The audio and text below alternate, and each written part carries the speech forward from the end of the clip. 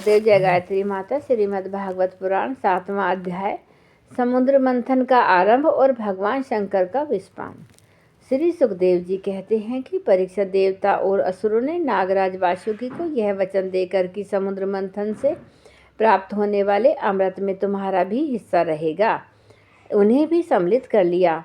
उसके बाद उन लोगों ने वासुकी की नाग को नेति के समान मंदराचल में लपेटकर भली भांति उद्धत हो बड़े उत्साह और आनंद से अमृत के लिए समुद्र मंथन प्रारंभ किया। उस समय पहल अजीत भगवान वासुकी के मुख की ओर लग गए, इसलिए देवता भी उधर ही आ जुटे। परंतु भगवान की ये वह चेष्टा दैत्य सेनापतियों को पसंद न आई। उन्होंने कहा कि पूंछ तो सांप का अशुभ अंग है, हम उसे नहीं पकड़ेंगे। हमने वेद शास्त्रों का विधि पूर्वक अध्ययन किया है, ऊंचे वंश में हमारा जन्म हुआ है और वीरता के बड़े बड़े काम हमने किए हैं, हम देवताओं से किस बात में कम हैं। यह कहकर वे लोग चुपचाप एक ओर खड़े हो गए। उनकी यह मनोवृत्ति देखकर भगवान ने मुस्कुराकर वासुकी का मुंह छोड़ दिया और देवता के साथ उन्होंने पूंछ पकड़ ली। इस प्रकार अपना स्थान निश्चित करके देवता और असुर अमृत प्राप्ति के लिए पूरी तरह तैयार हो गए। परीक्षित जब समुद्र मंथन होने लगा तब बड़े बड़े बलवान देवता और असुरों के पकड़े रहने पर भी अपने भार की अधिकता और नीचे कोई आधार न होने के कारण मंदराचल समुद्र में डूबने लगा। इस प्रकार अत्यंत बलवान देव के द्वारा अपना सब किया कराया मिट्टी में मिलते देख उनका मन टूट गया। सबके मुंह पर उदासी छा गई। उस समय भगवान ने देखा कि यह तो विघ्नराज की करतूत है, इसलिए उन्होंने उसके निवारण का उपाय सोचकर अत्यंत विशाल विचित्र कच्छप का रूप धारण किया और समुद्र के जल में प्रवेश करके मंदराचल को ऊपर उठा लिया।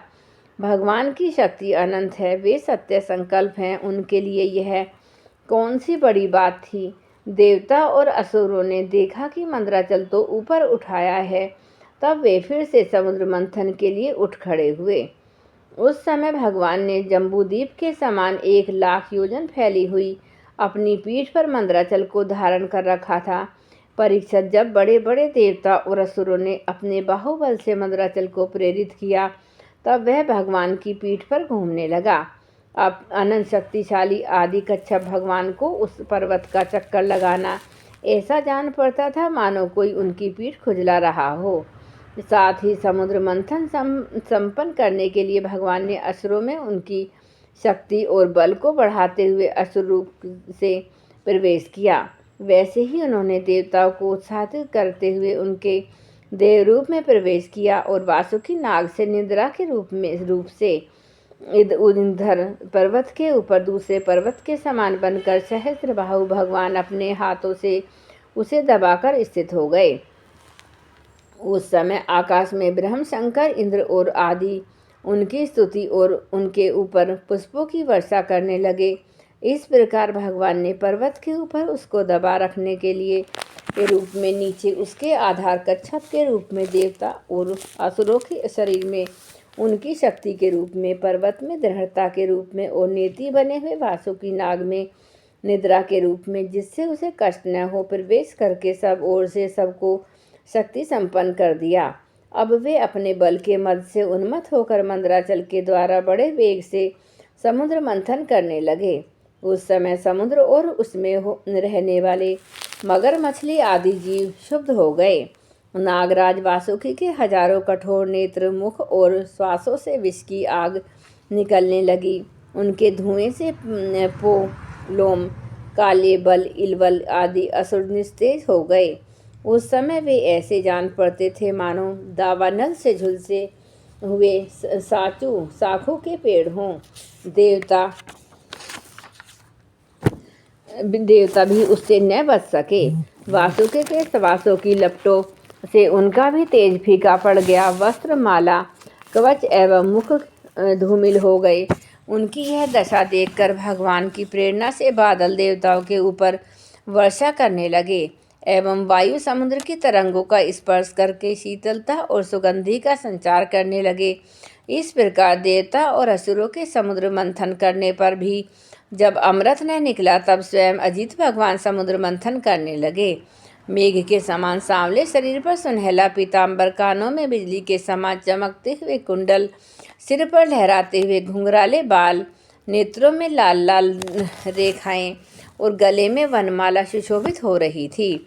संपूर्ण जगत को अभयदान करने वाले अपने विश्व विजयी भुजदंडों से वासुकी नाग को पकड़कर तथा कर्म रूप से पर्वत को धारण कर जब भगवान मंदराचल की मंथनी से समुद्र मंथन करने लगे, उस समय वे दूसरे पर्वतराज के समान ही बड़े सुंदर लग रहे थे। जब अजीत भगवान ने इस प्रकार समुद्र मंथन किया तब समुद्र में बड़ी खलबली मच गई और इधर उधर भागने लगे। तिमी, तिमिंगल आदि मत्स्य, समुद्री हाथी और ग्रह व्याकुल हो गए। उसी समय पहले पहल हलाहल नाम का अत्यंत उग्र विष निकला। वह अत्यंत उग्र विष दिशा विदिशा में ऊपर नीचे सर्वत्र उड़ने और फैलने लगा। उस ऐसे विष से बचने का कोई उपाय भी तो न था। भयभीत होकर संपूर्ण प्रजा और प्रजापति किसी के द्वारा त्राण न मिलने वाला भगवान सदाशिव की शरण में गए। भगवान शंकर सती जी के साथ कैलाश पर्वत पर विराजमान थे। बड़े बड़े ऋषि मुनि उनकी सेवा कर रहे थे। वे वहाँ तीनों लोकों के अभ्युदय और मोक्ष के लिए तपस्या कर रहे थे। वे वहाँ तीनों लोकों के अभ्युदय और मोक्ष के लिए तपस्या कर रहे थे। प्रजापतियों ने उनका दर्शन करके उनकी स्तुति करते हुए उन्हें प्रणाम किया। प्रजापतियों ने भगवान शंकर की स्तुति की। देवताओं के आराध्य देव महादेव, आप समस्त प्राणियों की आत्मा और उनके जीवन दाता हैं। हम लोग आपकी शरण में आए हैं। त्रिलोकी को भस्म करने वाले इस उग्र विष से आप हमारी रक्षा कीजिए। सारे जगत को बांधने और मुक्त करने में एकमात्र आप ही असमर्थ हैं। इसलिए विवेकी पुरुष आपकी ही आराधना करते हैं, क्योंकि आप शरणागत की पीड़ा नष्ट करने वाले एवं जगत गुरु हैं। प्रभु, अपनी गुणमय शक्ति से इस जगत की सृष्टि, स्थिति और प्रलय करने के लिए आप अनंत एक रस होने पर भी ब्रह्म, विष्णु, शिव आदि नाम धारण कर लेते हैं। आप स्वयं प्रकाश हैं। इसका कारण यह है कि आप परम रहस्यमय ब्रह्म तत्व हैं। जितने भी देवता, मनुष्य, पशु, पक्षी आदि सत अथवा असत चराचर प्राणी हैं, उनको जीवन दान देने वाले आप ही हैं। आपके अतिरिक्त सृष्टि भी और कुछ नहीं है, क्योंकि आप आत्मा हैं। अनेक शक्तियों द्वारा आप ही जगत गुरु में भी प्रतीत हो रहे हैं, क्योंकि आप ईश्वर हैं, सर्वसमर्थ हैं। समस्त वेद आपसे प्रकट हुए हैं, इसलिए आप समस्त ज्ञानों के मूल स्रोत, स्वतः सिद्ध ज्ञान हैं। आप ही जगत के आदि कारण, महत्तत्व और त्रिविध अहंकार हैं। अतः आप ही प्राण, इंद्रिय, पंच महाभूत और शब्द आदि विषयों के भिन्न भिन्न स्वभाव और उनके मूल कारण हैं। आप स्वयं ही प्राणियों की वृद्धि और वास करने वाले काल हैं। उनका कल्याण करने वाले यज्ञ हैं एवं सत्य और मधुर वाणी हैं। धर्म भी आपका ही स्वरूप है। आप ही ए उ मैं इन 3 अक्षरों में युक्त प्रणव है तथा त्रिगुणात्मक प्रकृति हैं, ऐसा वेदवादी महात्मा कहते हैं। सर्वदेव स्वरूप अग्नि आपका मुख है। तीनों लोकों के अभ्युदय करने वाले शंकर, यह पृथ्वी आपका चरण कमल है। आप अखिल देव स्वरूप हैं। यह काल आपकी गति है, दिशाएं कान है और वरुण रसेंद्रिय हैं। आकाश नाभि है, वायु श्वास है, सूर्य नेत्र है और जल वीर्य है। आपका अहंकार नीचे ऊंचे सभी जीवों का आश्रय है। चंद्रमा मन है और प्रभु स्वर्ग आपका सिर है। वेद स्वरूप भगवान समुद्र आपकी कोख हैं। पर्वत हड्डियां हैं। सब प्रकार की औषधियां और घास आपके रोम हैं। गायत्री आदि छंद बाकी आपकी 7 धातुएं हैं और सभी प्रकार के धर्म आपके हृदय हैं। स्वामिन, सधोजात 5 उपनिषद ही आपके तत्पुरुष और अधोर सधोजात, वामदेव और ईशान नामक 5 मुख हैं। उन्हीं के पदछेद से 38 कलात्मक मंत्र निकले हैं। आप जब समस्त प्रपंच से उपरत होकर अपने स्वरूप में स्थित हो जाते हैं, तब उस स्थिति का नाम होता है शिव। वास्तव में वही स्वयं प्रकाश परमार्थ तत्व हैं। अधर्म की दंभ, लोभ तथा तरंगों में आपकी छाया है, जिनसे विविध प्रकार की सृष्टि होती है। वे सत्व रज और तम आपके 3 नेत्र हैं प्रभो। गायत्री आदि छंद रूप सनातन वेद भी हैं। आपका विचार है क्योंकि आप ही सांख्य आदि समस्त शास्त्रों के रूप में स्थित है, उनका कर्ता भी हैं। भगवान आपका परम ज्योतिमय स्वरूप स्वयं ब्रह्म है। उसमें न तो रजोगुण, तमोगुण एवं सतोगुण है और न किसी प्रकार का भेदभाव ही है। आपके उस स्वरूप को सारे लोकपाल, यहाँ तक कि ब्रह्म, विष्णु और देवराज इंद्र भी नहीं जान सकते। आपके कामदेव दक्ष के यज्ञ, त्रिपुरासुर और कालकूट विष, जिसको आप अभी अभी अवश्य पी जाएंगे, और अनेक जीवद्रोही असुरों को नष्ट कर दिया है। परंतु यह कहने से आपकी कोई स्तुति नहीं होती, क्योंकि प्रलय के समय आपका बनाया हुआ यह विश्व आपके ही नेत्र से निकली हुई आग की चिंगारी एवं लपट से जलकर भस्म हो जाता है, और आप इस प्रकार ध्यान मग्न रहते हैं कि आपको इसका पता ही नहीं चलता। जीवन मुक्त आत्मा राम पुरुष और ने अपने हृदय में आपके युगल चरणों का ध्यान करते रहते हैं। आप स्वयं भी निरंतर ज्ञान और तपस्या में लीन रहते हैं।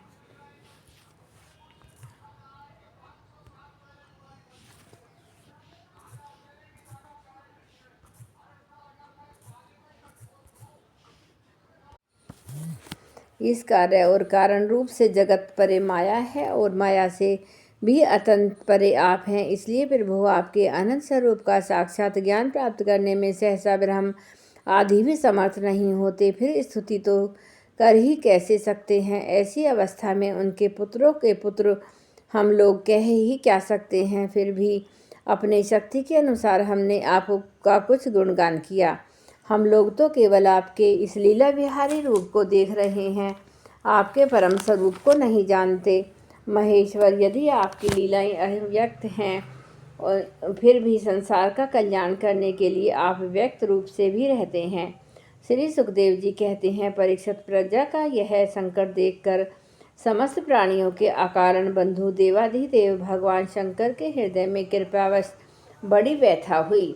उन्होंने अपनी प्रिया सती से यह बात कही। शिव जी ने कहा, देवी, यह बड़े खेद की बात है कि देखो तो सही, समुद्र मंथन से निकले हुए कालकूट विष के कारण प्रजा पर कितना बड़ा दुख आ पड़ा है। ये बेचारे किसी प्रकार अपने प्राणों की रक्षा करना चाहते हैं। इस समय मेरा यह कर्तव्य है कि मैं इन्हें निर्भय कर दूं। जिनके पास शक्ति सामर्थ्य है, उनके जीवन की सफलता इसी में है कि वे दीन दुखियों की रक्षा करें। सज्जन पुरुष अपने क्षण भंगुर प्राणों की बलि देकर भी दूसरे प्राणियों के प्राण की रक्षा करते हैं। कल्याणी अपने ही मोह की माया में फंसकर संसार के प्राणी मोहित हो रहे हैं और एक दूसरे से वैर की गांठ बांधे हैं। उनके ऊपर जो कृपा करता है, उस पर सर्वात्मा भगवान श्री कृष्ण प्रसन्न होते हैं, और जब भगवान प्रसन्न हो जाते हैं तो चराचर जगत के साथ मैं भी प्रसन्न हो जाता हूँ। इसलिए अभी अभी मैं इस विष को भक्षण करता हूँ, इससे मेरी प्रजा का कल्याण हो।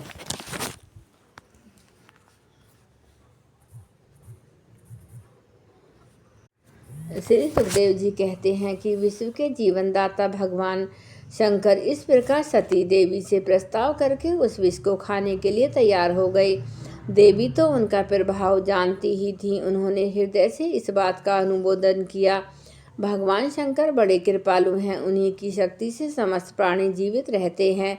उन्होंने उस तीक्ष्ण हालाहल विष को अपना हथेली पर उठाया और भक्षण कर गए।